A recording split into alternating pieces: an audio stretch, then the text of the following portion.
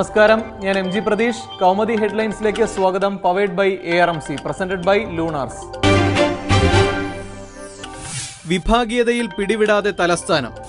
CPM Thiruvananthapuram ജില്ലാ സമ്മേളനത്തിന് നാളെ ആറ്റിങ്ങലിൽ തുടക്കം. ജില്ലാ കമ്മിറ്റി പിടിക്കാൻ ഇരുപക്ഷവും. ഔദ്യോഗിക പക്ഷത്തിന് തലവേദനയായി പുതിയ ചേരികൾ. ജില്ലാ സെക്രട്ടറി സ്ഥാനത്തേക്ക് കടകംപള്ളി സുരേന്ദ്രൻ. 44 പേരുടെ പുതിയ കമ്മിറ്റി. ഒഴിവുകളിലേക്ക് മത്സരത്തിന് സാധ്യത. ചർച്ചയ്ക്ക് ചൂടുകൂട്ടാൻ തിരഞ്ഞെടുപ്പ് തോൽവികളും സ്ഥാനാർത്ഥി നിർണയവും. കോഴ കൊഴുക്കുന്നു, കലഹം മാധ്യമങ്ങളോടും. കെ മാണിയുടെയും PJ ജോസഫിന്റെയും ശബ്ദരേഖ പുറത്തുവിട്ടാൽ രാജി ആവശ്യപ്പെടുമെന്ന് PC ജോർജ്. കേരള കോൺഗ്രസ് മാണിക്കൊപ്പം ഒറ്റക്കെട്ടായി നിൽക്കും. മുന്നണിയിൽ തുടരാനും പുറത്തു പോകാനുമുള്ള തീരുമാനം ഒന്നിച്ച്. ബാലകൃഷ്ണ പിള്ളയെ പുറത്താക്കണമെന്ന് ആവശ്യപ്പെട്ടിട്ടില്ല. പിള്ളയുടെ ആരോപണങ്ങളിൽ വിഷമം. കോഴ ആരോപണം തെളിയിച്ചാൽ രാജിവയ്ക്കും. മാധ്യമപ്രവർത്തകരുടെ ചോദ്യങ്ങളിൽ പൊട്ടിത്തെറിച്ച് PC ജോർജ്.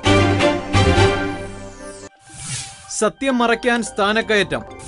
ബാർക്കോഴ അട്ടിമറിക്കാൻ വിജിലൻസ് ADGP ജേക്കബ് തോമസിന് DGP-ആയി സ്ഥാനക്കയറ്റം. തീരുമാനം മന്ത്രിസഭാ യോഗത്തിൽ. അന്വേഷണ തലവനെ DGP ആക്കുന്നത് മാണിയെ രക്ഷിക്കാനെന്ന് ആരോപണം. ജേക്കബ് തോമസിനൊപ്പം DGP പദവിയിലേക്ക് ഋഷിരാജ് സിംഗ്, ലോക്നാഥ് ബെഹ്റ, അരുൺകുമാർ സിൻഹ എന്നിവരും.